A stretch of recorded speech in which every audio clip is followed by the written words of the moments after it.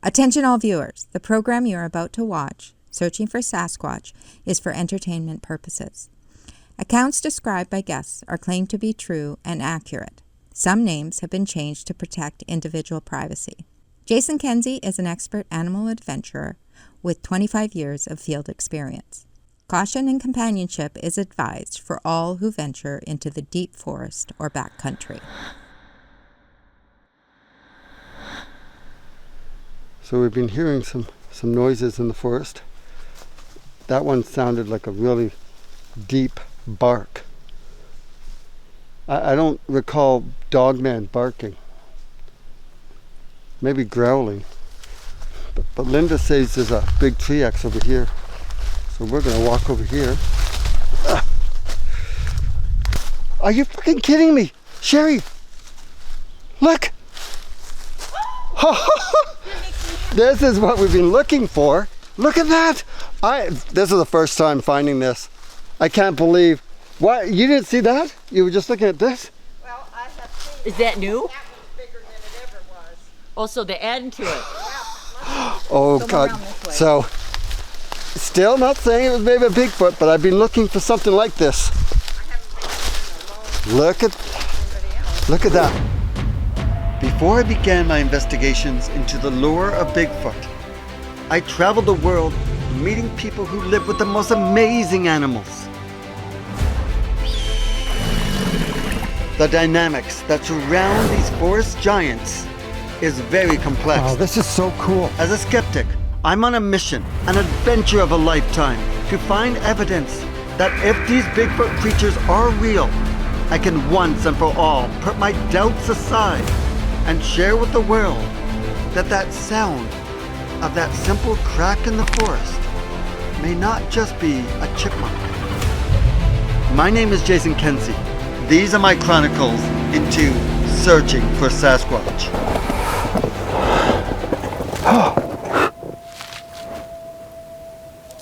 I hear something. Oh, I saw it. I saw it.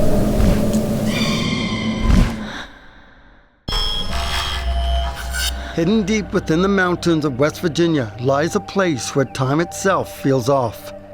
In 2020, New River Gorge was officially named a national park, but the river that cuts through it tells a much older story. The New River is believed to be one of the oldest rivers on Earth, carving through stone long before history had a name. Just a few hours away sits a quiet town of Point Pleasant, West Virginia, a place forever marked by fear. In the 1960s, dozens of witnesses reported seeing something they couldn't explain, a winged figure with glowing red eyes. Nearly 80% of the state is covered in dense, unforgiving forest, miles of wilderness where something could watch you and you would never know. These mountains are said to be home to creatures whispered about fear: the sheep squatch, the veggie man, the agua monster, the snarly yowl, the flatwoods monster, and even the legendary Bigfoot. Stories passed down, sightings dismissed, encounters that were never meant to be explained. But one legend rises above them all, and this time, I'm not chasing a story. I'm here to find the truth. I'm here to find the Mothman.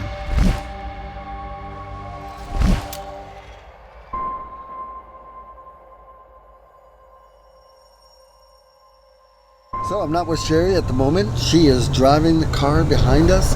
I am now with David Dominique. Hi, Dave. Hey. My name is Dave. I was a senior special agent for a very large 3-letter agency in the federal government. I have spent my entire adult life in law enforcement. I was also a street cop in Ohio.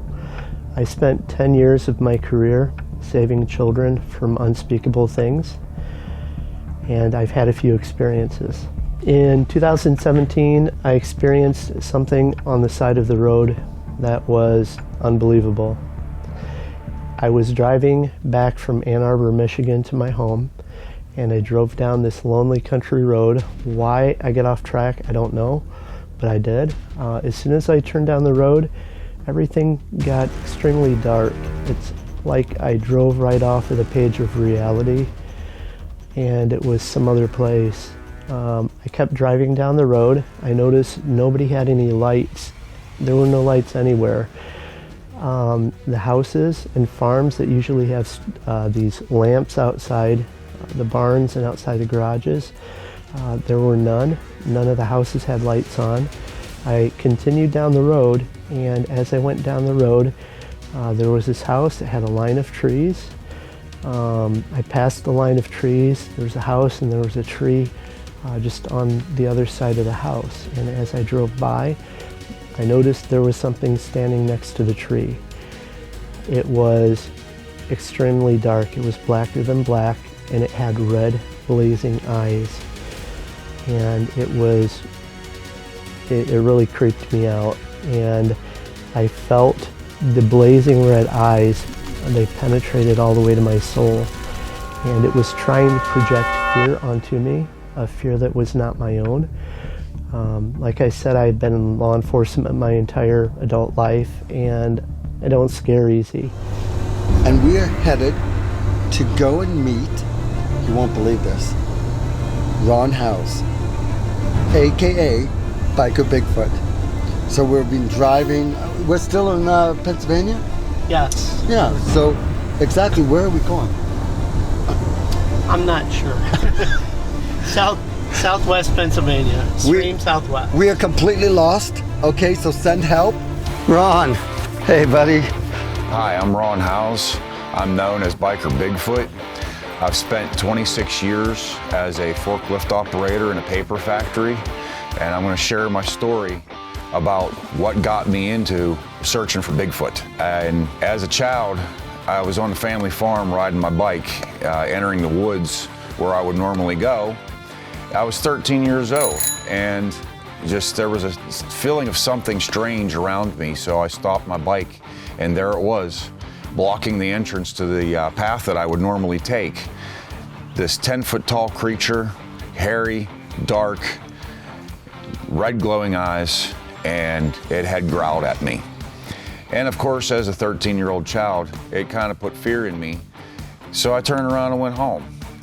Spent many years trying to talk to people about this, but getting ridiculed over the years. As a lot of people know, that's what happens. I kept continuing trying to get out there and trying to find this information about this creature that I had seen as a child. And I would watch TV shows, I would do research, I would get out into the woods and just find out whatever information I could to learn more about what I had seen at that day when I was 13 years old. Were you scared? I was very scared as a child, but going through the years, I learned that what is going to be out there in these woods could possibly hurt you, but some of these things in this wild are gonna get you no matter what you try to do. You can run all you want, they can track you down, they can chase you down.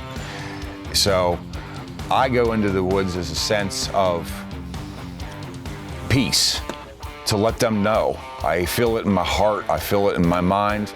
I may speak it out at times. I will stop at the edge of the woods and I will let the creatures of the woods, nature, know that I'm there in peace. And if they present themselves, that's great. If they don't, the wonderful part about it is I get the chance to be in nature and enjoy what has provided to us on this earth.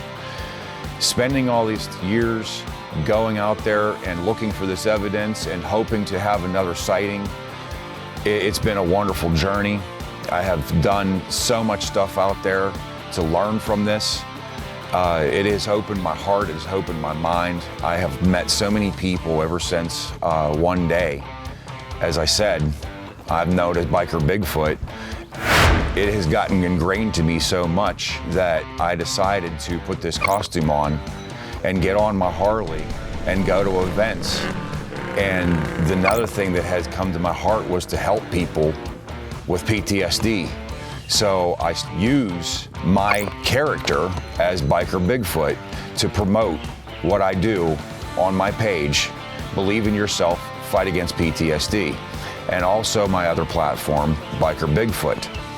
It's got a lot of recognition from people and a lot of acknowledgement about the fact of what I'm doing with this, with my research and with helping people and using this character, that people have come to me and said, just hearing your story has saved my life. In a sense, Bigfoot brought me into this, and it has brought me out there and gotten me in front of people to be able to share my story and share to these people what I'm doing and help them be okay with telling their own stories. And even better yet, who's going to be filming? None other than Jason Kenzie.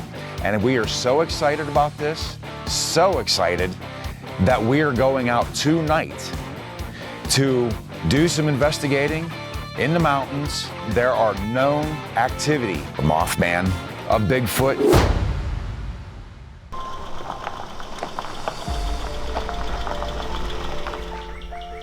Oh, Linda. Jason! Hi. Hi! Oh, It's so nice to finally meet you. Me too. Oh, honey. Oh. Wait till you hear my Mothman story. I can't wait. Hello, my name is Linda Sigman, and I'm retired now and live in Parkersburg, West Virginia. And I'd like to tell you my Mothman encounter. When I was 16 years old, my boyfriend and I went to look for the Mothman, and we went to Mason, West Virginia, out in the country, and we found the Mothman. How old were you first? I was 16 and he was 17. And I wasn't allowed to go to Point Pleasant. My father wouldn't let me because of everything that was going on. So you sneaked out of the So we house? snuck out and we went looking for the Mothman anyway. And we went out in the pasture field and we got out and got on the car and we're sitting in the dark on an April 18th, 1967 evening. And we sat on the hood of the car and we saw something over on our right. And what it was a giant UFO bursting through the clouds, and suddenly it started to move, and we watched it until it got over top of us. And I turned to look to ask my boyfriend what was going on, and he was gone. And all of a sudden, I slid off the car on the front of the hood of the car onto a pair of big feet, and it was the Mothman. That's the only thing I know that it could be, the creature that everybody had been seeing for the last 13 or so months. So was he standing there? He was standing right at the end of the car So- when I slid off. So your boyfriend saw it before you, He saw the UFO first, and the UFO came over top of us, and then he ran for it. and then he ran for it. And leaving you all by Leaving me yourself. all by myself. The next thing I know, I was in the car. I had to be regressed. I had regression therapy to find out what all happened. And then I remembered everything down to the minute detail. One of the things that I happened to remember was his feet. Mothman had huge feet and toes, almost what I would think a Bigfoot would look like. But he was about 8 or 9 feet tall, gray in cover, and giant wings, probably a wingspan of, I don't know, 15 feet maybe. We were in the car and he was trying to start the car so that we could pull out and take off. And we looked ahead and the Mothman was standing at the left bumper of the car. And all of a sudden, whoosh, up in the sky that he went. I mean, he just put his wings back like this and jumped up into the air, into the trees. And you could see this as clear as day. I could Like, see it clear as day. It was It nighttime. was evening. It was about like this, about this time of night. And we pulled out as fast as we could pull out, and the UFO went straight down over the hill. And I leaned out the window on the passenger side to see what I could see, and I saw the Mothman fly up in the trees. And I was just amazed. My boyfriend didn't see it. He didn't see it at all, or else he blocked it from his memory. He said he didn't see it. He said, I see it, I see the UFO. And I'm like, didn't you see that creature? And he's like, no. So Going back to when you slid off the car Yes. and you stepped on its foot, Mm-hmm. Did it make a sound? No, not at all. So, was it squishy? I find Linda's encounter fascinating. I can't wait to hear more of it.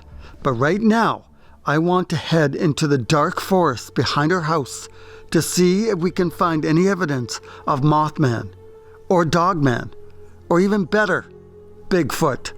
So don't you worry. We will get back to Linda's encounter story. Trust me, what she tells me next is unbelievable, but exciting. Whose dogs are those? Neighbors over here. What do you think? This feels pretty good. Yeah, it's creepy. Yeah, I love it. And what's over here that we're going to? There's a pond, and there's also a place where I have a gifting tree. Oh yeah. And the creek. So Linda, have you had any sightings down this way? The only sighting I had here was when I saw the shadow up to my right when I was walking the dog. And it was about 10:30 one night, and the dog sat down. She wouldn't go any further. And I looked, and I kept walking up the hill, and up where we have our trash cans and stuff for the weekly pickup, I saw something walking really slow from right to left. And all I saw was the outline of it, or the silhouette of it. But it was extra tall and had a conical head. Whoop! Whoop!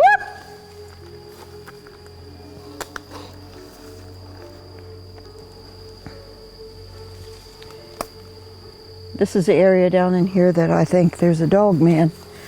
Phoebe and I were walking the creek, and I heard some growling. It was just right up over the hill from the creek in some multiflora rows. And I just walked on by, and she didn't want to go. She sat down. So I turned around and went to walk past again. It growled at me again. I said, okay, I'm leaving. This has been placed there. Good. On top of it, forming an X. What's this one right here? Basically telling you. Oh, look here at not this. to enter. Another one. Yeah, look here at this one, Jason. Yeah. See? Was that there before? No, I haven't seen that. Like I said, it's been about 2 weeks. What? It's been This about has been here for 2 weeks only?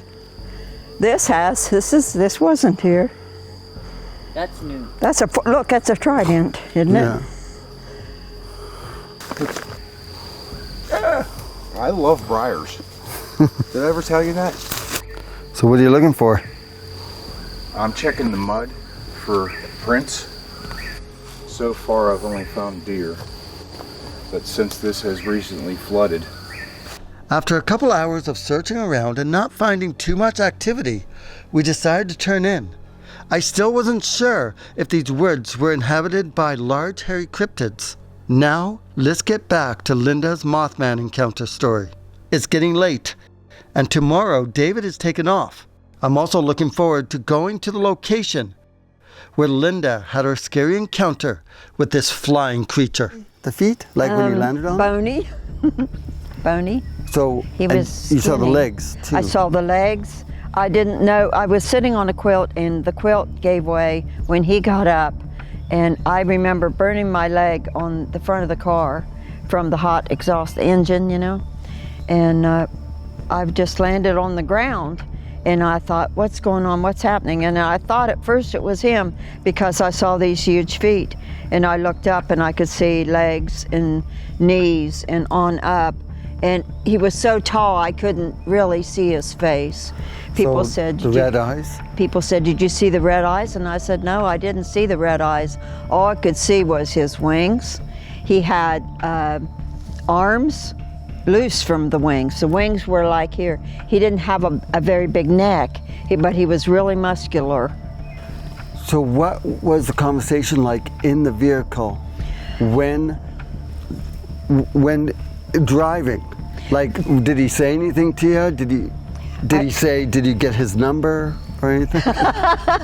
I just said, do you see that creature? Look at it. And he's like, I don't see any creature, Linda. I see a UFO. And the UFO went down over the hill, and we pulled out to the road we came in on and went down and parked in an abandoned strip mine. How close was the UFO?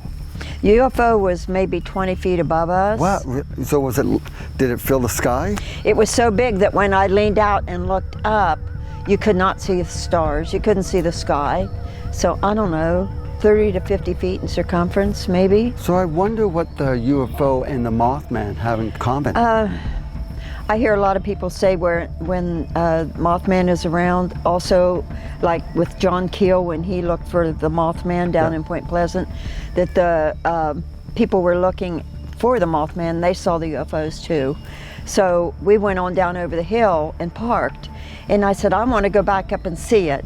And he's like, no, we don't. I don't want to go up there. I didn't see any creature, just that UFO. And as we were sitting, here comes some more lights, and it was a smaller UFO. This one was round, and it was about the size of a Volkswagen.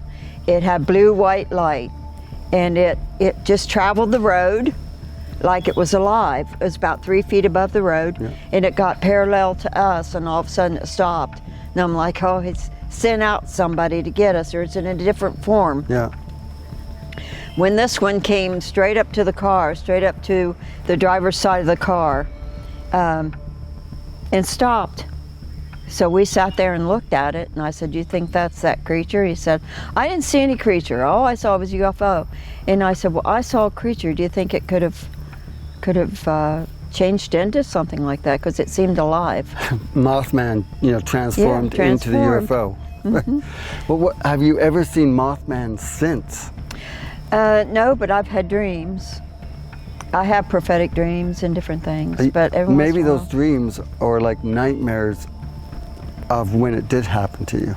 I think so, sort of like just a recall from where you have this stuff in your subconscious, and all of a sudden it comes to you. Is there any other cryptids that are in this area? In 2019, when I told my story finally to the Round Town UFO Society, they had me to come up and tell my story because I got online and found I had to find somebody to tell it to. After 50 years, I had therapy and stuff to deal with. I mean, it was bad enough, the UFOs, but the creature picked me up off the ground when I slid down onto his feet. And I remember it scooped me up and it held me with one arm, and my arm kind of touched it, and I can remember it was cold and kind of almost scaly like a lizard. Yeah. And really, it actually picked you up? It picked me up and took me over, and my boyfriend was sitting behind the wheel of the car. Yeah. Just sort of like in a daze, and it opened up the car door and pulled him out. And wait, I'm like, what? This is a different time you saw? This is the same time. The same time? Mm-hmm. It actually pulled your boyfriend out of the car? He pulled my boyfriend out of the car. Wow. And it picked me up and it took me over to the car. And I remember when it had hold of me, it was so tall that it didn't hurt me. And I tell people, it wasn't there to hurt people. I believe that just about everybody I've talked to that had something to do with the Mothman, either seeing it. Where is your boyfriend now? And what is he dealing with? I don't know.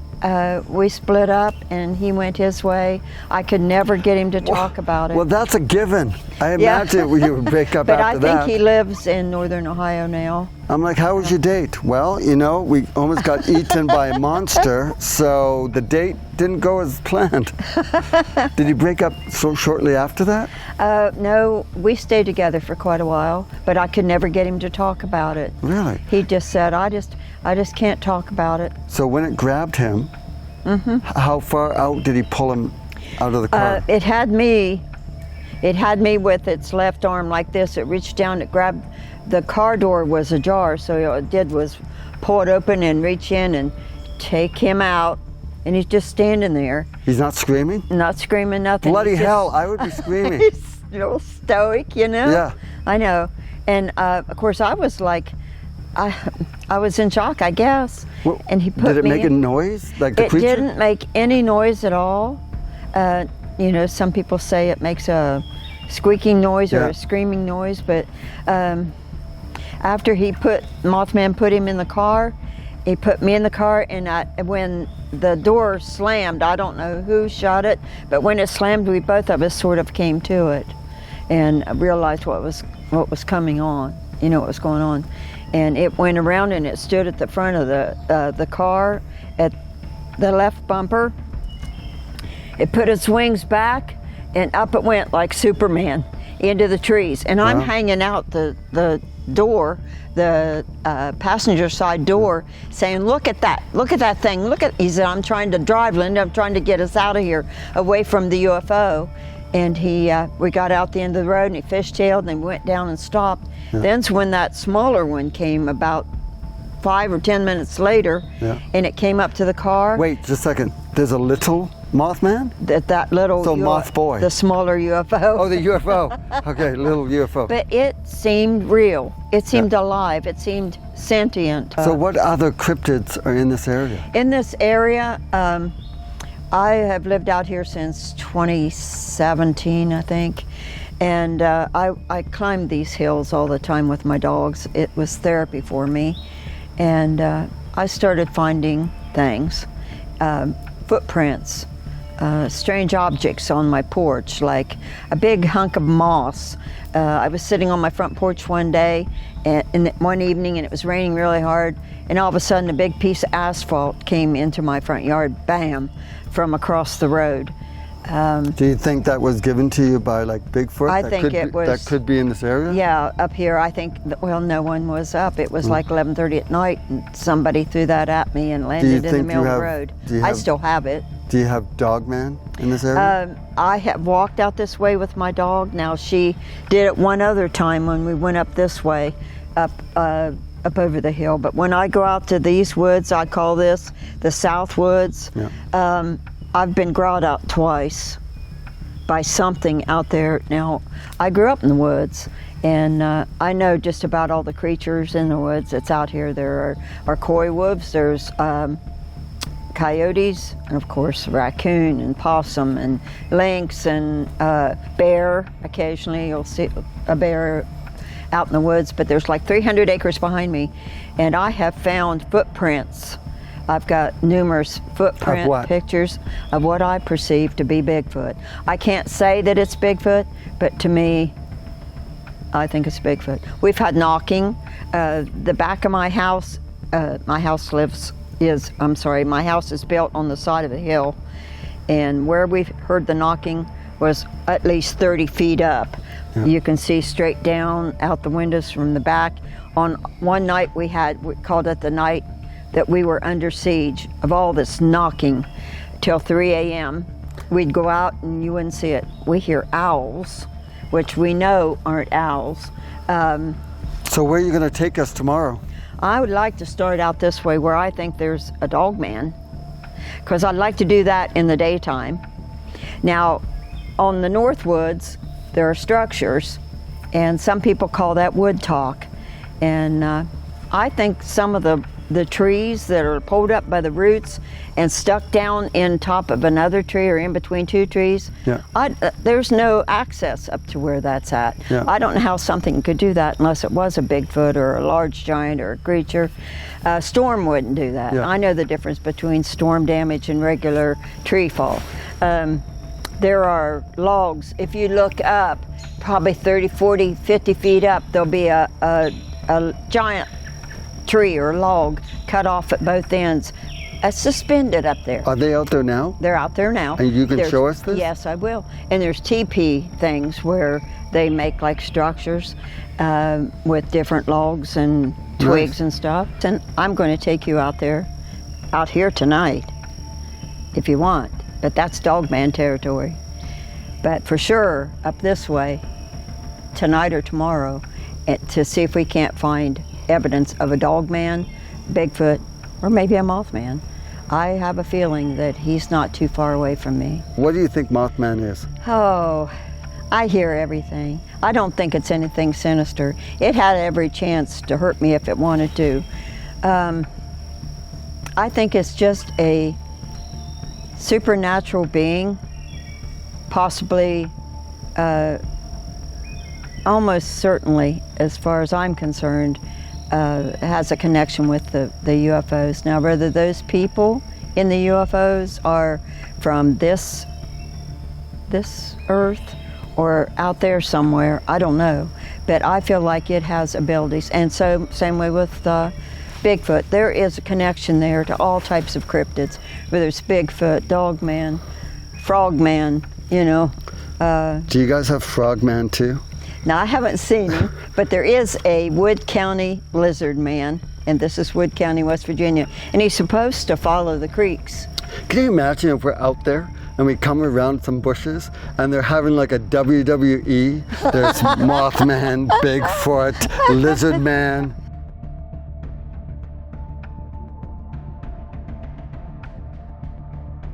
I've heard the samurai chatter. Thank you so much. You're very welcome. And I really enjoyed Linda's story, but it's late. Time for bed. A new adventure is coming tomorrow. I'm with Linda right now. Hi, Linda. Hello. And Sherri's in the background. Hi. So Linda is taking us to, where are we going? We're going to Hocking Hills State Park. Hocking Hills. I've heard so much about it. Oh, I can't wait. This place is beautiful. There's been a few Bigfoot sightings Many. in this area that we're going to. These caves, we're going to go to these caves. Yes. Particularly Ash Cave. Wait, we're going to an ice cave? Ash Cave. Oh, Ash. We're going to Ash Cave. That's my West Virginia accent. Ash Cave. So yeah, this is exciting. You know, it's so beautiful outside right now. It's very warm. It's probably about 30 Celsius. Oh yeah, like 30 Celsius, 81 Fahrenheit. It's very smuggy today. We're going to be sweating like cats and dogs. Speaking of. Sorry about that. No offense.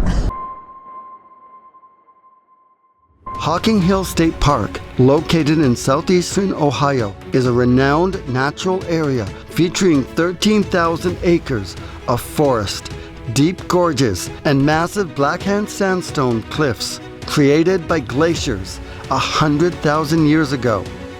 It attracts 5 million annual visitors for hiking, waterfalls, and caves like Ash Cave and Old Man's Cave. Hocking Hills is a hotspot for Bigfoot sightings, reports dating back to the late 1800s, leading some to call it the Bigfoot capital of the state. Notable sightings have occurred near Ash Caves, Cedar Falls, and Clear Creek Meadow Park, featuring large reports of dark hairy creatures and tree knocks. I'm going there to see if I can find any evidence of Mothman. Woo! This is exciting. We're here now at Hocking Hills Caves. We're actually at Old Man Beard. No, Old Man Cave. What is it called? Old Man's Cave. Old Man's Cave. I'm hoping we see an old man. Right, be better. I see one. Oh look, there's an old man over there. I see one right now. Everywhere we turned to look, we saw nothing but beauty.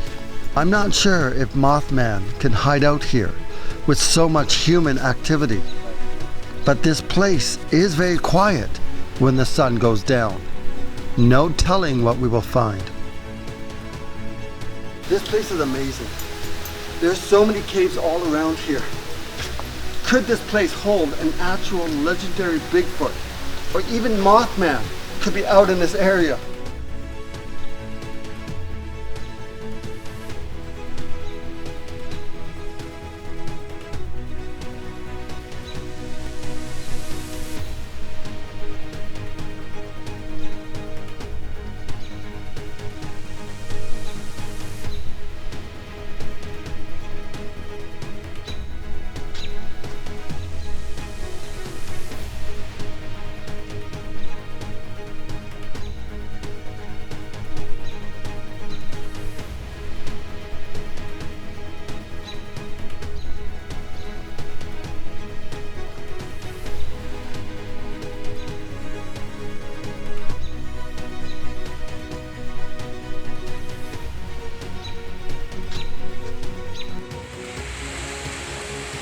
So this has been so much fun. Everyone here is super nice. There's a beautiful cave. We got this beautiful waterfall over here. Look at it. It's absolutely stunning.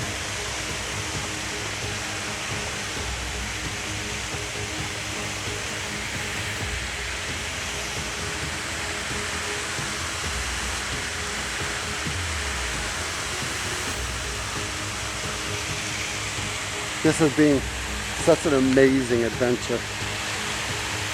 And I love doing this. I love meeting the people. I love going on these adventures. And I love waterfalls.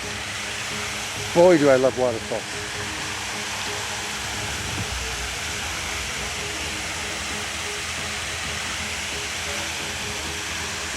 And the rock formation here is absolutely stunning. The rain has almost ceased, so we're going to take off here. The next morning, I met up with Ron and David once again.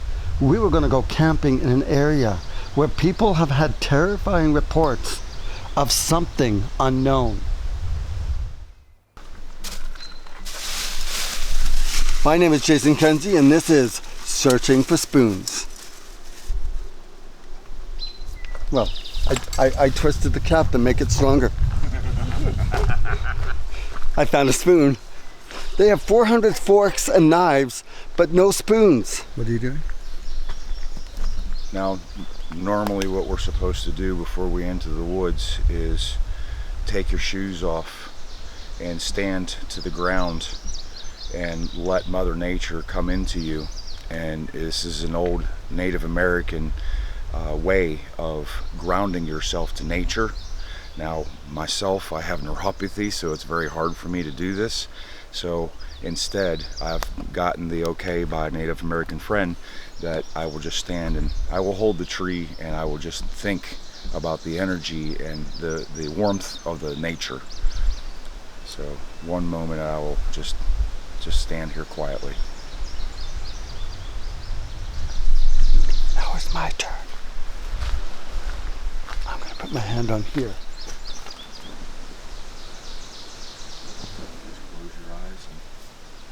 Feel calmness and peace and project that from yourself.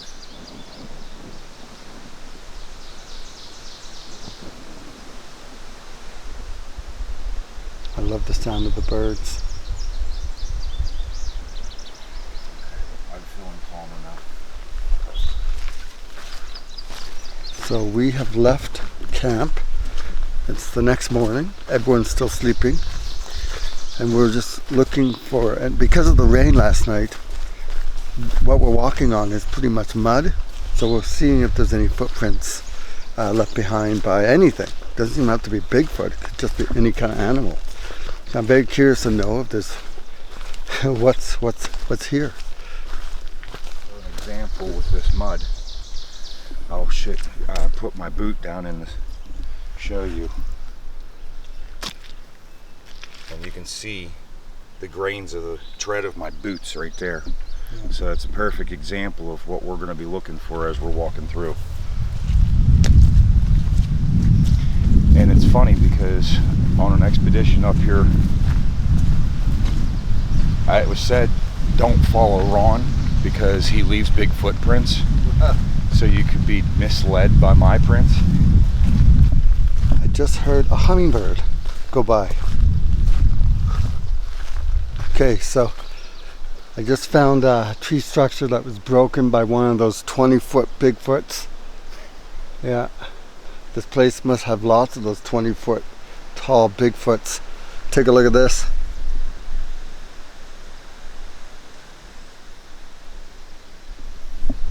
You can tell by the width of all the trees how these giant, massive 20-foot tall Bigfoots can hide behind.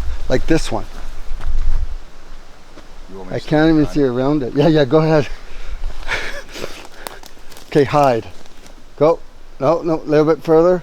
Oh, I can't see you anymore. Can't see him anymore. Advantage that they have in these woods is the fact that the tightness of the trees. They can duck between and keep going. It's more like a canopy more than the girth of the tree. I heard something in the forest here.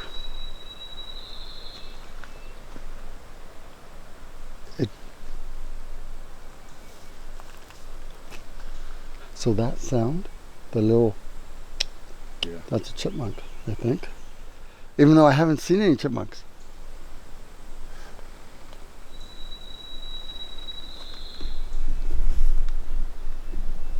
But I did hear something kind of crash in the forest, like just take a couple steps. I mean, it could have been a deer. With no traces of Bigfoot or Mothman, we head back to camp to eat and get ready for our nighttime investigation. Help her with the entity. Oh. Yeah. She was very adamant about that when we was at the show, and she was talking to me. And when you come over and she was talking to me, that's what she was telling me. Oh. And, We are now cooking our dinner. I've always wanted to show people how to cook stuff while I'm Bigfoot hunting. There's Sherri. Sherri's Hi. cooking. Oh, look at that. Look at that. This is incredible. Okay, so flip that again. Yeah. Okay, this is Bigfoot cooking. Flip it. Flip it. Just flip it. There we go. Look at that. This is incredible. You know, cooking while looking for Bigfoot. Oh, there's Ron. hi. Yeah, Ron is look at that. Making my burger. Oh, I am going to film 20 minutes of us eating. Oh, that's going to be delicious. What time is it? We still got 10 minutes to film of this. And then we're going to go out into the forest. It's going to be amazing. It's going to be so much fun. There's David. David, have you eaten yet? What's that? Have you eaten? Eaten? Not Eaten. yet. Not yet. I hate him. I hate him very much.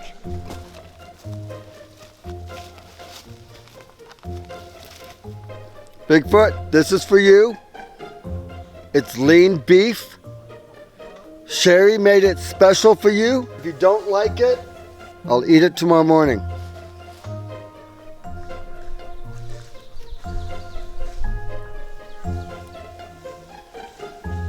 Would you like fries with that? Okay, next time you see me, my mouth will be not stuffed with food. We're gonna go out for a Bigfoot hunt. Right, guys? Yes. Yes. All right, enough cooking food. This is not Bigfoot cooking hour. All right? We're hunting. One more time. I thought we were searching. Oh. Okay, guys. I like Before fire. we actually go into the forest, Ron, come here for a second. Oh. So, there is other animals out here that could be quite dangerous, right? Right? There's Yes. cougars. There's bear, there's cougars. So we have to be careful out there. We're gonna have to watch where we step because possibly there could be snakes. It might be still a little bit cold. I think that we should have Ron lead because you know this area, Yes. right? And there has been many Bigfoot sightings in this area. Yes, there has. Okay, good. Both physical and spiritual. And remember, if a Bigfoot comes out of the forest at us, make sure you give me at least a 10-second head start run. Okay, You Not got if I it. trip you. all right. You got Let's go, it. guys.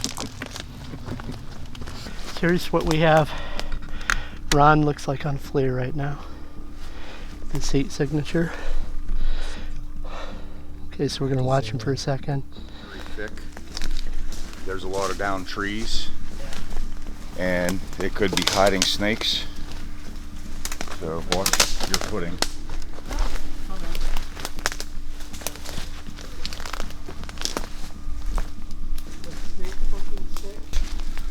Hey, look, a tree X.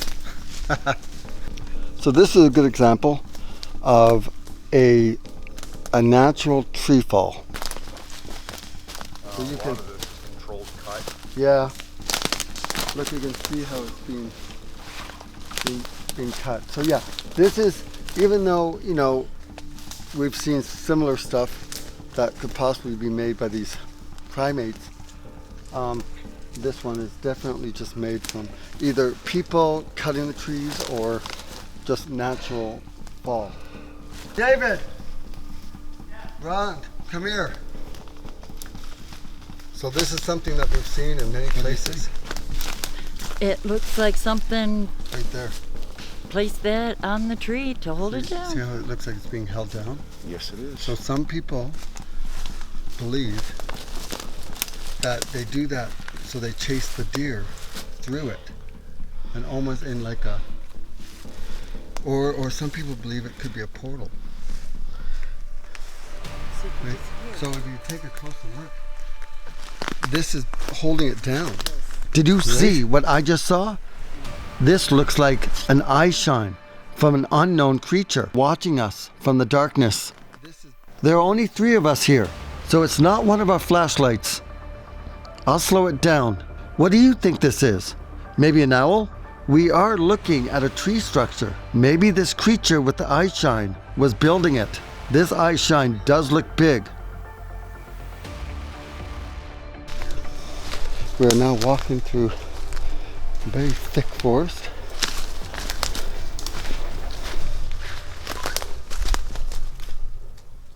What happened?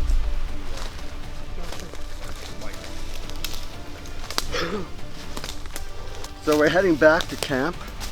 We haven't really found anything, out in this neck of the woods. But, hopefully tomorrow we might find something better. I was hoping to film, David and Ron being grabbed by Bigfoot and chased off into the forest, right? Absolutely. Absolutely. This terrain out here is really rough, and I really fear, there's rocks in the ground and logs and everything. I just think that somebody could turn an ankle really quick, and in the middle of the night, if you're out here alone, that'd be really bad news. Yes. But, well, I fear nothing, but I'm scared of everything. Hold on. Okay, so you're gonna do turkey call, right? Yeah, let me practice real quick for you. Okay. With me. Sure. And get my voice ready. Sure.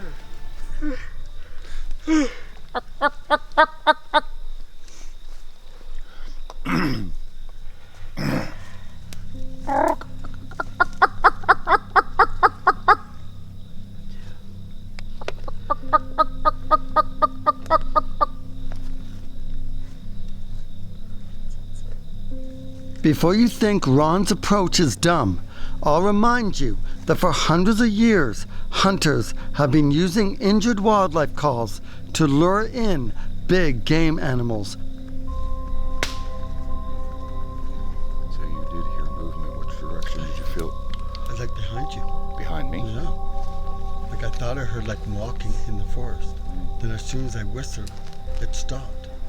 I never would have whistled in the woods. You want me to whistle? I can't whistle. What? You have to whistle a tune. Oh, it's a Christmas song.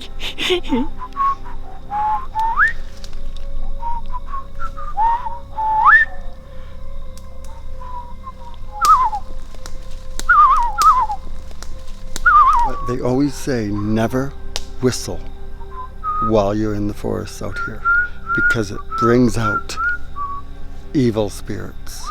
Aren't we working? So you're supposed to whistle while you're working? Yeah, there we go. So we will be attacked by dwarfs. Many, many dwarfs. They have diamonds. As we move through these forests, I am scanning the darkness for any eye shine, any movement.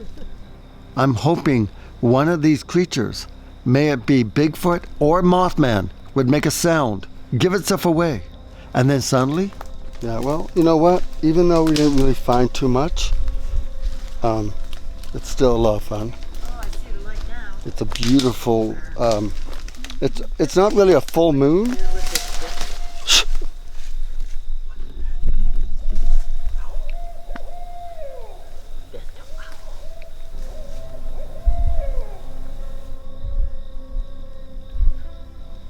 Cuckoo! Cuckoo! Cuckoo! Cuckoo! The owls. That was close. Jeez, his thing is turned off. We didn't get that. I got it. Okay. That was cool though. But That was a warning. yeah, but it sounded like an owl. Wouldn't even sound owl. It's been a few minutes without seeing any more eye shine. I think it's time for us to turn in for the night. Tomorrow, I'm going to be meeting back up with Linda.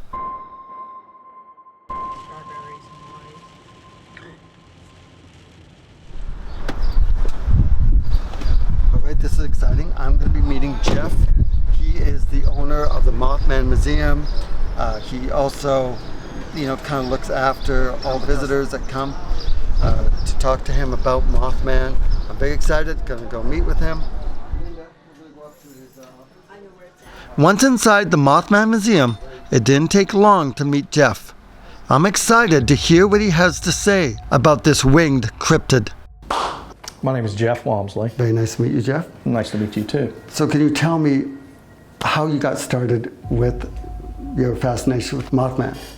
Well, I was born and raised here in Point Pleasant. I was 5 years old when everything started in 1966, so I don't remember a lot, being that young.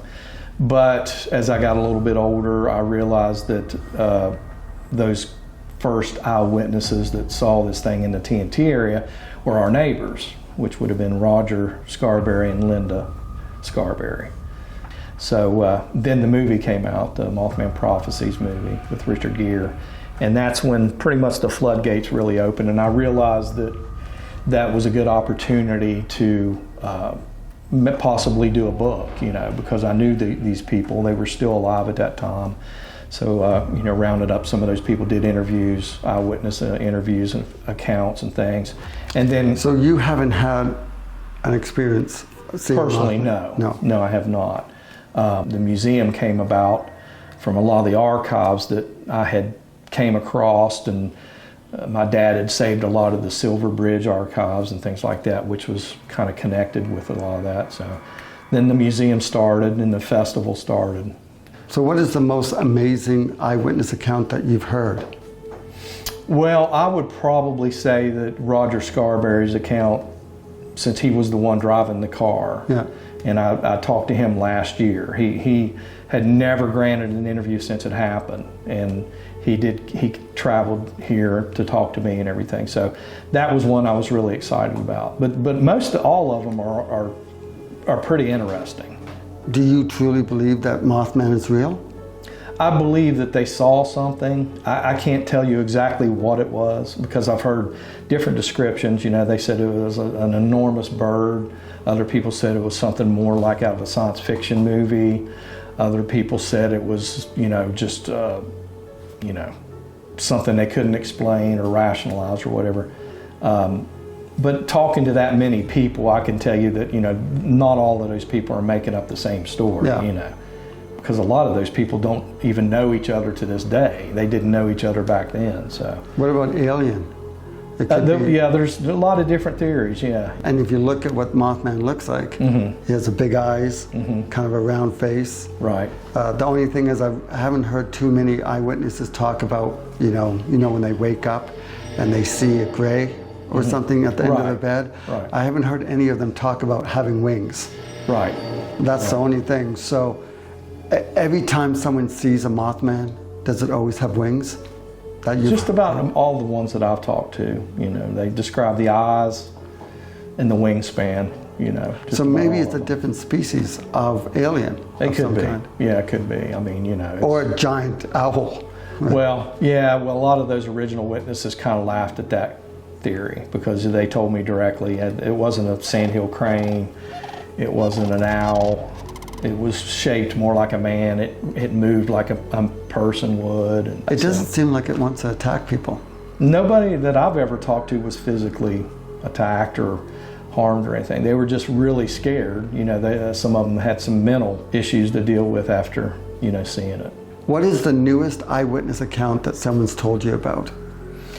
Well, as far as the newest, the last person I talked to was Connie Carpenter, but this was 1966, but it's taken her that long to talk about it. Yeah. That was the latest one that I sat down with and talked to, because her account was very interesting. She saw it in broad daylight, and she's the main witness that reported the red eyes. Yeah. Her eyes were conjunctivitis or whatever. She had to be treated for that and stuff. So I've never really talked to any other witnesses that told me that their eyes were red and bloodshot. And do you think Sasquatch is here? also in this area? You know, we sell a lot of the Bigfoot stuff next door to Trading Company. People like it, you know.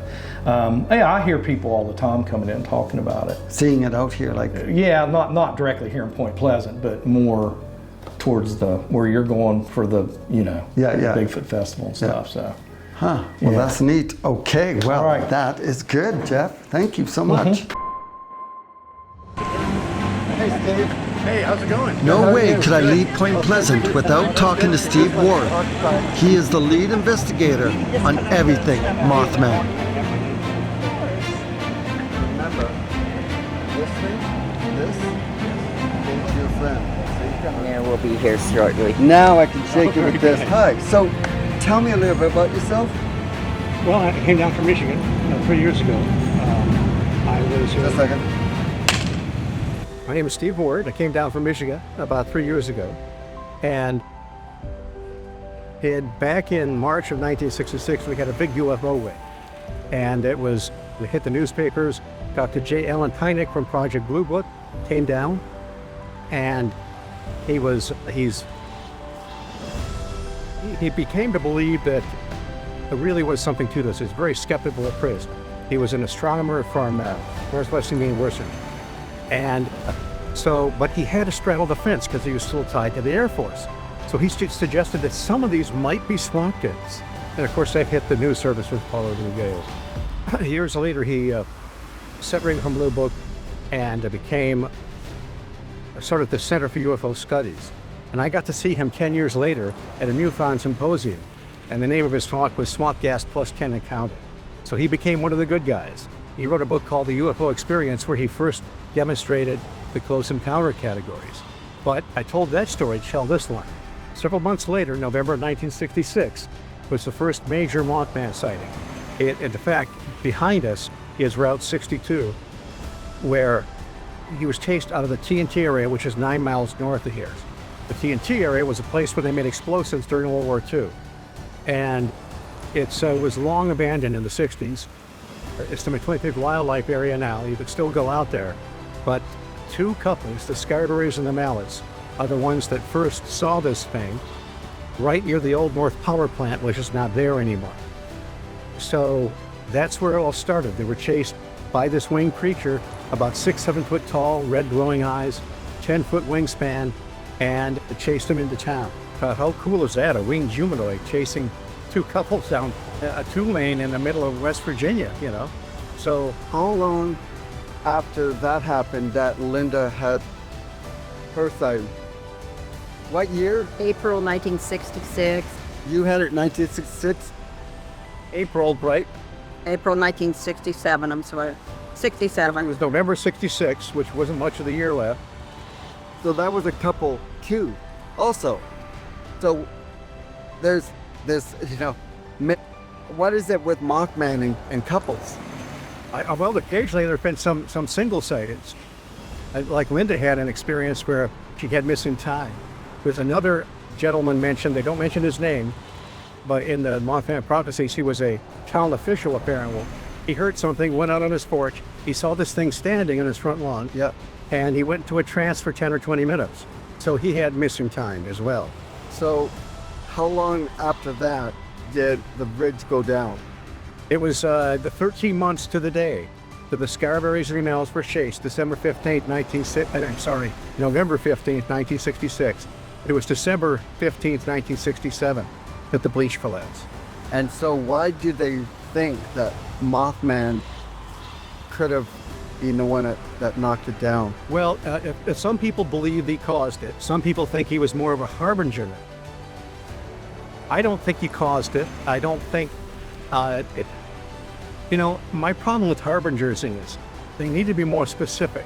You know, instead of chasing cars and scaring the heck out of people, couldn't he have just sent a telepathic message saying the bridge is going to fall, the bridge is unsafe? Exactly. So I think all these things just coincided. I genuinely think there was a connection, but you know, who knows? I mean, for all we know, Mothman could have been trying to hold up the bridge as it was collapsing, and he just wasn't strong enough. For all we know.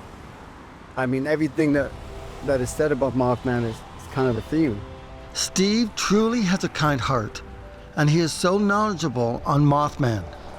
I'm still not sure if Mothman is a cryptid or maybe an alien. But Steve did mention an area called the TNT, where sightings of unknown creatures have been seen. I think I need to explore this place and see if there's any evidence of monsters.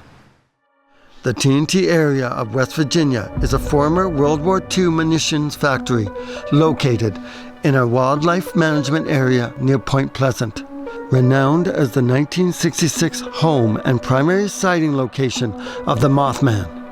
It consists of roughly 100 abandoned concrete bunkers used for storing explosives, and to this day remains as creepy and very popular for paranormal investigators.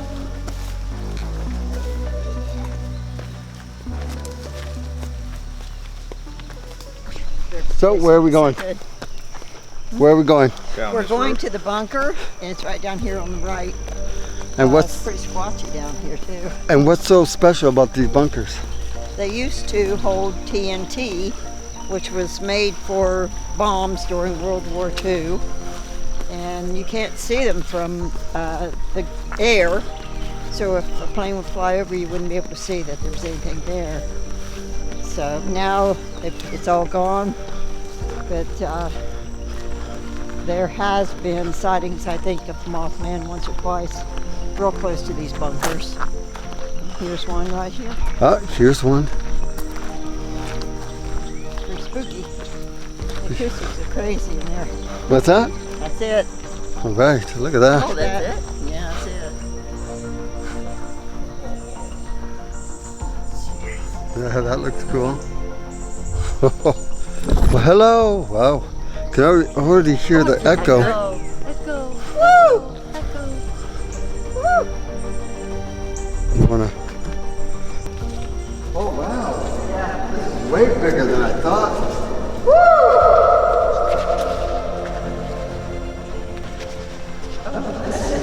Wow! Oh, it sounds like flying, eh?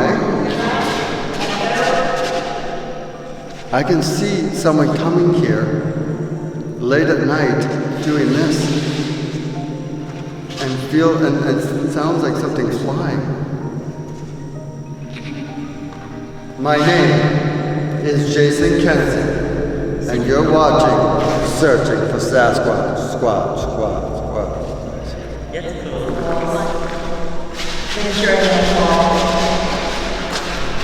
Yeah, you know what? Sherri, I'm pretty sure. I don't think the acoustics are going to be very good. I think so. I don't think anyone's been here. There's no one's been here. Ever. No one's ever been here.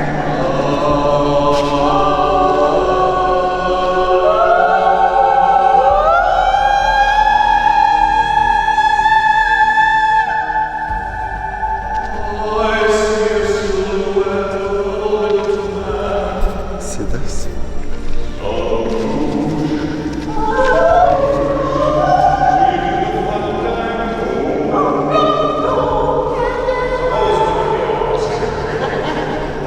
Let's go to the next one.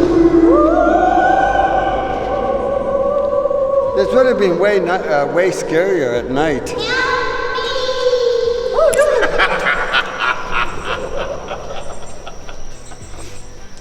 Wow. That was That cool. could drive you insane. Can you imagine the people that had to work in there? Oh my gosh. The question that Ron just asked, what was the question you just asked? Are the Mothmans referred to as the angel of death? And the answer is yes, they have. Linda, what have they been called? The bird, No, but harbinger of doom, yeah. the angel of death, So flying humanoid. Yeah, so the fact that we just got a spirit that told us, said angel. Can you tell me what your name is?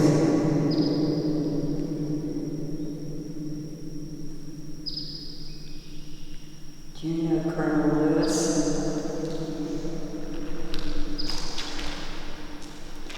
We're looking for a flying monster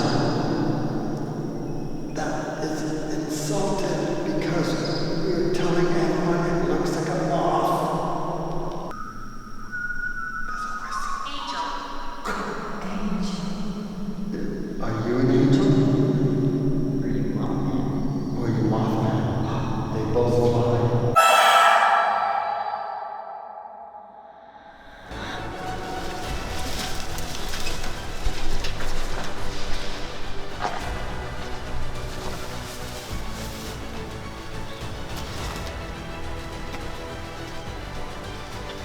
Even after exploring these bunkers, Ron, wait up. I'm no closer to solving the mystery of Mothman.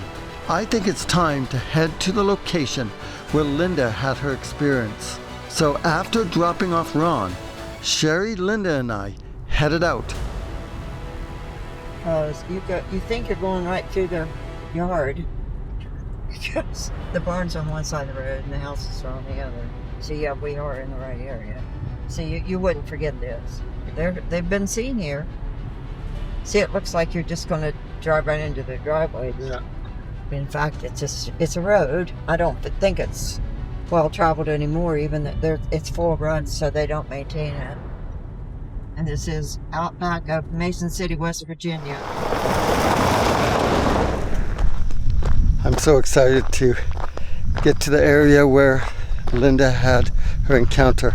Like, imagine being attacked by one of these monstrous creatures. Mothman sounds like a terrifying creature. I can't believe that Linda still goes into the forest, still goes looking for evidence of these Bigfoot creatures and these Mothman creatures. I would be terrified. I still am, and it's broad daylight. I love Linda. She's a pretty amazing lady. Okay, this is my granddaughter Meredith. Meredith is almost the same age as I was when I had my Mothman experience. What would you do, Meredith, if you saw something like that? I'd crop my pants. That's an honest answer.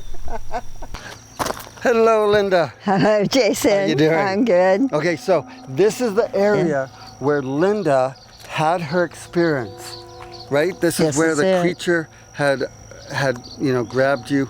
So exactly where did you park the vehicle? On this high spot out here in the field. This was a pasture field for hay. So there was a road that went there? There was just a gravel road. This fence wasn't here. As you can tell, this fence is probably 50, 60 years old, and it's been that long. So you drove up, you were looking for Mothman? Yes. At that time? Mm-hmm. So why were you up here looking in this area? Was there a sighting? There was a man that was friends with my boyfriend at the time, and he wanted him to come and help him do hay. And he said, I've got the perfect spot to go and look for the Mothman because it's secluded, there's no houses around, and the river's down over the hill. We're centrally located. It's about 25 miles from Point Pleasant. Let's just go out there and sit and see what we can see. And it was a perfect night. Well, it was probably later than right now. About an hour from now, but it was in April, so the time change made a little difference. Okay, so exactly what happened? We were in the car and we pulled into the field here. We turned around. We were facing outward. We were probably 2/3 away in this field, maybe even back over in there. My boyfriend pulled in here and he turned around and we're facing outward. And he had a quilt in the back of the car that his grandmother had given him for his birthday. So we got the quilt. He said, let's put it on the front of the car, on the hood of the car, and get out and sit and look at the stars. Was it slippery? The quilt? The quilt was a little slippery, yes. And the car was still a little warm, so we needed something underneath of us. And you're on the windshield? We're laying on the windshield with the quilt underneath of us, looking to the stars. Not making out at all? Oh, heavens, no, I never do that. Of course never. No. Uh-huh. Okay. So then all of a sudden, did he hear any sounds? Oh, we were just sitting there enjoying ourselves, and he was sitting on the side of me, and he just kept looking. I thought, what's he looking at? You know, I wanted to talk to him, and I hadn't been out with him very much. I said, what do you see? And he said, do you see that star over there in the sky? And I said, which one? And he said, that great big one over there. And I said, yeah. And he said, I've been watching that for about 10 minutes. And he said, it looks like it's starting to move. He said, do you think it's an airplane? Well, we didn't know what it was. And we decided that it wasn't a plane. And, you know, everything went through our mind. It's not a star, it's not a meteor, it's not a blimp, it's not a plane. And it has to be a UFO, or an unidentified flying object at the time. And, but when it stopped, it was like it burst through the clouds. The whole expanse of sky lit up pink and red, and it just, and suddenly through the sky this object came, and I don't know that it was the same one. I think it was. It just grew into a huge ball, a circular ball, and it was down below eye level. Now these trees over here in April, they didn't have any leaves at all on them. So when we're sitting here, we can see clear through the sky to the expanse of the sky through the trees, and it started to move. So we just sat there and watched it, and it moved all along here, which is probably what, eighth of a mile, 16th of a mile, I don't know. At this point, there was no Mothman sighting? There's no So Mothman, just the UFO. As soon as the UFO disappeared, when did you see them? How come he didn't see the Mothman? Well, he was getting ready to pull out. This object stopped above the road over here, and when it stopped, I was mesmerized by it. I was looking at it, and I didn't notice that he had jumped off the car. Yeah.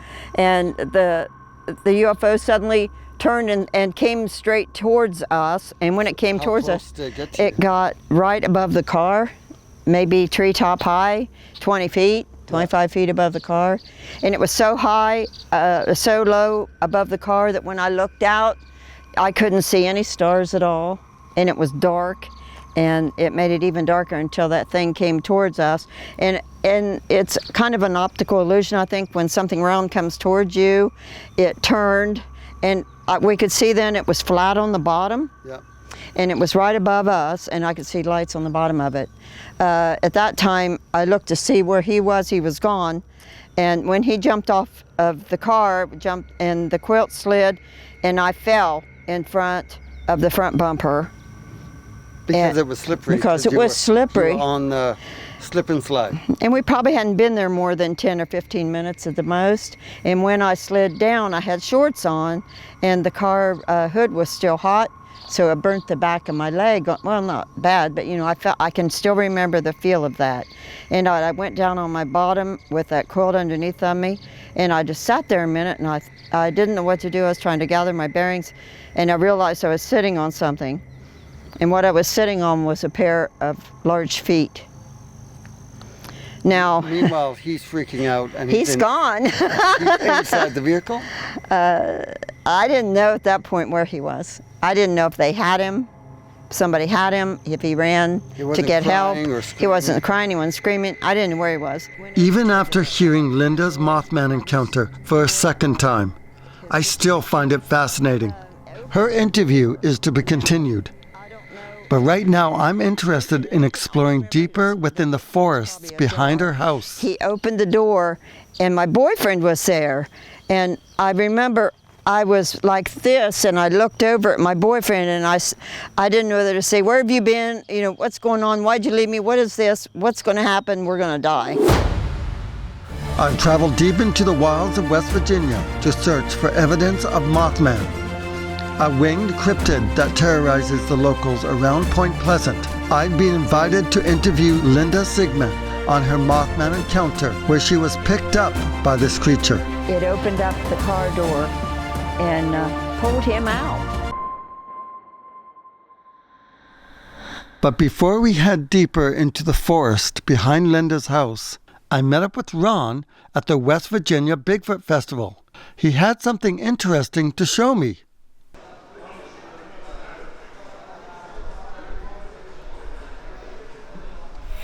We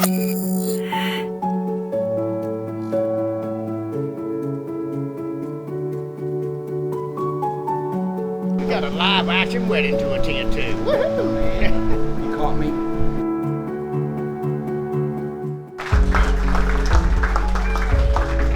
I was also hoping to interview someone on their Mothman encounter. Wait till you see who I found. Or let me say, they found me. Their story is incredible. There, clap. Boom. Okay, good. Go ahead. Tell me your story. What is your name? My name's Stacy Hazlitt. I'm, guess you would call retired. I was a fabricator for trash companies for many years, installed trash compactors, stuff like that. Anyway, my encounters with the Foots has happened since, I think around 97, 98. And it was kind of spiritual thing. They showed up, and then later I got to physically see a female that was attached to me for a long time.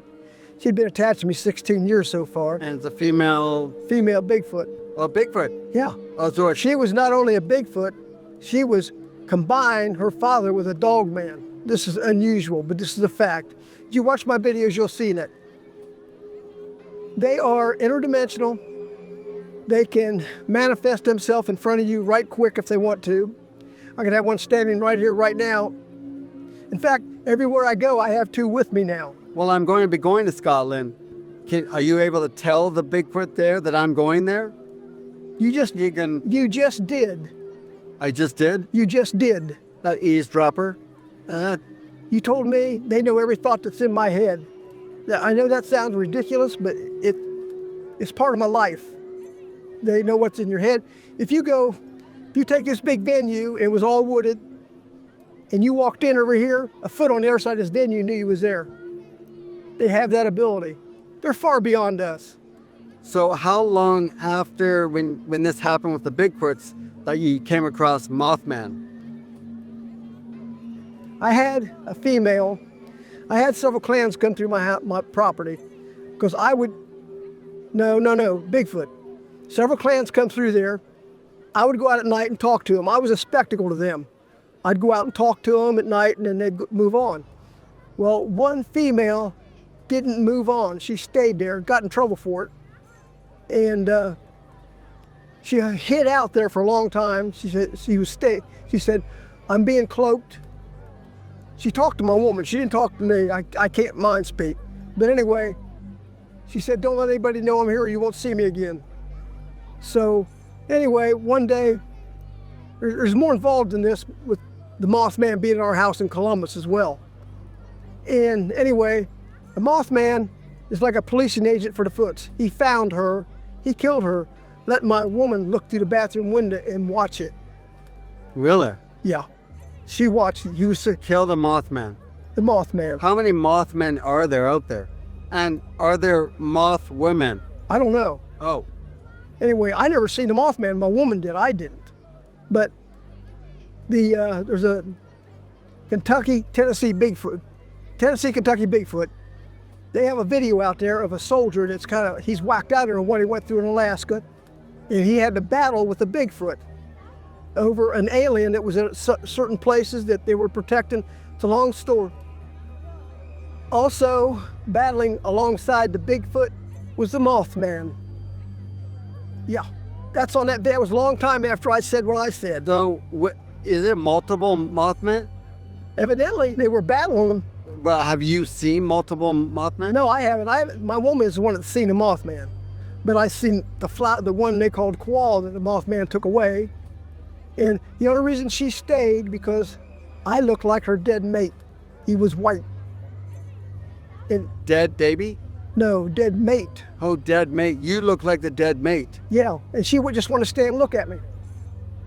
It's all crazy. I look like someone's dead mate too. Like most of the time. Well, anyway, that's how that come about, and the Mothman was there for that. And like I say, my woman would be the one to interview about that. It's amazing how some people can communicate with these cryptids. I wish I could, because I'd ask Bigfoot to pull my car out of the mud. Damn it, I'm just not strong enough.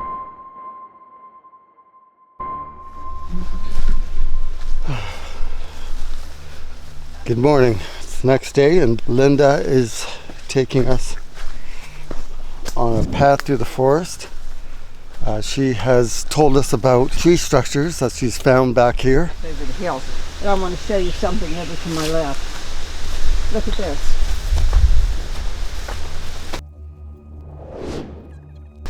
Okay. It was not like that. And then a day later. It may have been done by either Mothman or Bigfoot. I think that's construction or something. I don't know. It's a possibility, because it was there and then it was fine, and then the next day it was like this. It was one of those days I was going in the woods quite a bit, and we found it like that.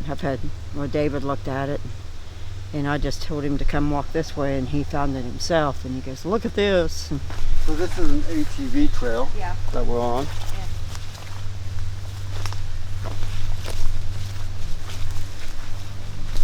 Oh, look it up there.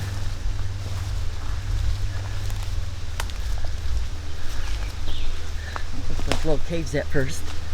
Oh yeah, right there. Yeah. Okay. So that does look interesting compared to other stuff that I've already seen. From right here is where it all starts. Yeah.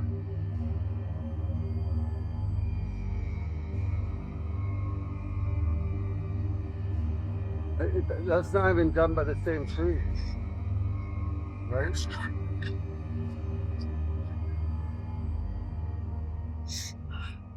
So some researchers believe that this could be done by a juvenile, right, Sherri? Yes, that's what I've heard. So well, it's not even. This isn't even the same tree, so it's not like it just fell from up there. Now, it doesn't mean that humans couldn't have done it. That's pretty cool. Any more? There, see that Oh, one? yes. Well, look at this. Yeah. Look at the actual top and the light colored one. I don't know about way back there. There's a tree across. laying that way. Yeah, let's go around this way and I'll show you what's. There were a lot more until. So, what's neat about this one, the fact that the trunks of the trees are quite big and waterlogged, right? So, for one person to do this would be extremely hard. Maybe 2 or 3 people. That's the new one. See that new break right above your head? Right straight up. That is all. Yeah. That's new. And look. Right? It kind of looks like an axe. Yeah. No. Okay. Above you. There. But that is really cool, though. I mean, obviously they've been cut and then picked up and placed in here. This one's interesting. Just I wonder how these creatures can build these without leaving huge footprints. It's not like they're hovering or floating in the air. You never know. Yeah, some of these you can tell they were cut, but And I don't even. It would be really hard for. What? Wait a second. Oh, this is jammed in here. This one. yeah. Like it's kind of bent around it. Like Yeah, and that one's jammed in the dirt too. I mean, obviously you could probably pick it up and then slam it down, and it would do that.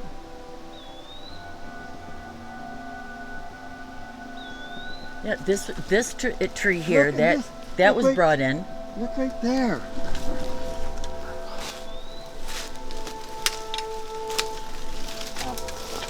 Look at this. I'm trying. Okay, now, look, this is definitely the different trees for one thing, right? And they're placed on top, almost like a little fort. Like this was here, this was jammed underneath this. Got tree right there. I mean, it's not very. I mean, why? Why do they make these? This one's in here so good, I'm leaning on it. I mean, I understand people say that they make these for maybe being a marker. But why would they like put so many for a marker? Just 2 trees. Cross, that's good enough. Boom. I mean, obviously this would take a big, gorilla creature, man-like monster, maybe about 10 minutes to make. When they could just take 2 branches and that's good. It'd take 30 seconds. I'm picking them up. But the only problem that I have is the fact that it's so close to like where people live. I mean, But that's what they do to say, hey, don't come this far, that far. I mean, kids could have made this. It would have been quite a few kids. I mean, I'd have fun making it with the kid when I was. I mean, yeah, I used to make forts all the time. See, so that's the thing, is there's still houses around here. There's some more back there. But if you look at this, Straight back. like this, Just from this angle, it looks quite odd. Linda's found something. Come on. Where are you, Linda? Linda, what did you find?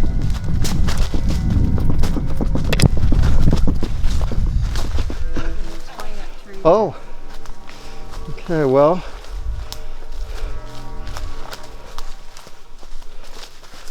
I mean, okay, so this is a prime example of this maybe being natural. Yeah, I think so. Because here's the root. The root's right there, and it fell right there. Yeah, this is definitely natural. Why is that? It's that way. So we found drag marks from a tree. If you look here, I'll show you.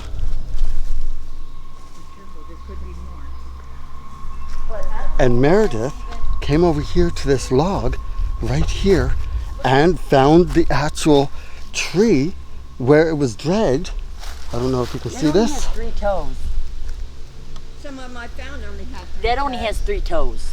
That has 3 toes? I only see 3 toes. 1, 2, 3, and it's wide. Possibly we found a footprint. Well, you know, this stuff is fresh because it just rained. The drag mark. So it just rained earlier. So the fact that we are still seeing these marks, but it dragged this over here. And there is a mark right here, and it looks like it has toes.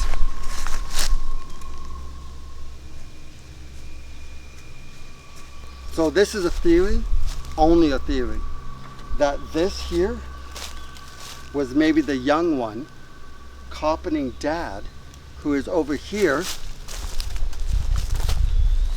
building the big one. Dad or Mom was building this, and the young one was building this. And if you look here, this is probably the young one bringing stuff over to build onto this, because it doesn't look like it's finished. When Meredith up there pointed to, well, first Sherri said, look, drag marks, and then Meredith walked over and found the one that had the clay on it that was being dragged. So maybe they were dragging it over to build something like this. This is pretty cool. I really want to believe that these are made by these creatures that we know as Bigfoot. I can't really see Mothman building this, or Dogman. Really, Dogman would probably build like a den in the ground. Well, there's one thing about we're not finding any of these Bigfoot footprints, but we're not finding any human footprints either.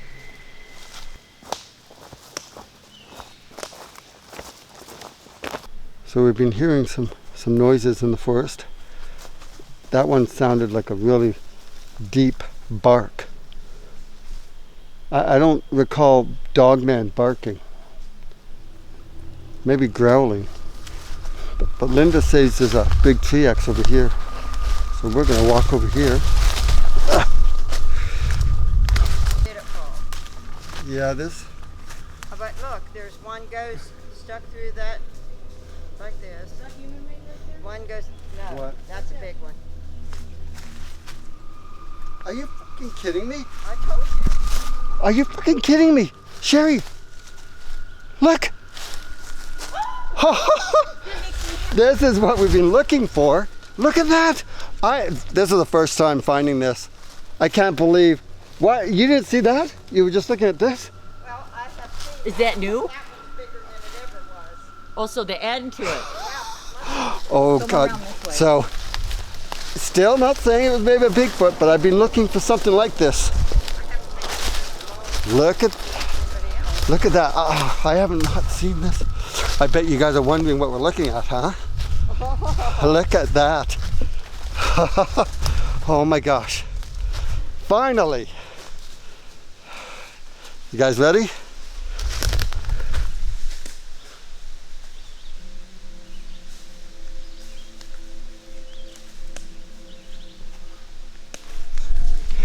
Still not saying it was made by Bigfoot or any of these creatures, but there's no way that we can say that this is naturally made. Definitely was made with hands, for sure. This is what I've been looking for. I've been looking for something like this. I've only seen pictures of this. This is basically a much larger version of the small ones. So maybe smaller Bigfoots build the tiny ones, and as they get older, they do more practice. I still don't understand why they would do this. Definitely they can't sleep underneath this. But I could definitely explain it. Okay, so this one fell from over there. This one here, wind blew it over. It got jammed up here. This one here just shot up from the ground, landed here. This one got twisted around, and then this one got jammed up there by some wind. This one over here, snowfall, for sure, 100%. This one, it looks like it has a marking of CO Industries. So this is definitely put in there by a massive machine, as you can tell. And this one, definitely it grew there and it just kind of fell over, causing the rest of everything else to fall here. Whew! I'm glad I debunked that. All right, yeah. So I guess we'll head back towards your place. Okay, Linda. We can go around this way because there may be some more over here. There might be some more over there. Now, so we're going to head back to Linda's place. We're going to recoup. And hopefully later on we can come back at night, because if this is made by these creatures, they're probably still in the area. You know, I still can't see why. Okay, so not only is there no Bigfoot footprints, there is no human footprints. So if this is made by humans, where the heck is their footprints? Because I just, see? Okay, I didn't leave a mark either, so I know nothing. Hey buddy, I'm gonna miss you. I miss you as well, it's been a pleasure. I'm sorry I couldn't get more time. I will talk to you later. See ya. Bye-bye. Only for now. Linda. Jason, oh, don't go. I miss you already. I miss you too. Thank you so much for taking care of me, letting me stay at your place. Thank you so much for telling me your story. This has been an amazing adventure. I didn't really find too much of Mothman, but you know what? It doesn't matter. I had so much fun. I'm glad you had fun. My time here searching for Mothman and Bigfoot has taken me to some exciting places. I wish I could give you 100% proof of their existence, but sadly, I'm lost for words. I found more questions than answers, but Mothman might be closer to alien in nature than cryptid. Most eyewitnesses who I've interviewed about their encounter with Mothman had a UFO sighting either right before, during, or right after seeing a flying humanoid creature with large red eyes. Well, my quest here has ended for now. But my adventures, well, they seem to be getting stranger and even more exciting. Well, until next time, my name is Jason Kenzie, and you're watching Searching for Sasquatch. This is exciting. We're here now at Hocking Hills Caves. We're actually at Old Man Beard. I don't want nothing to do with you!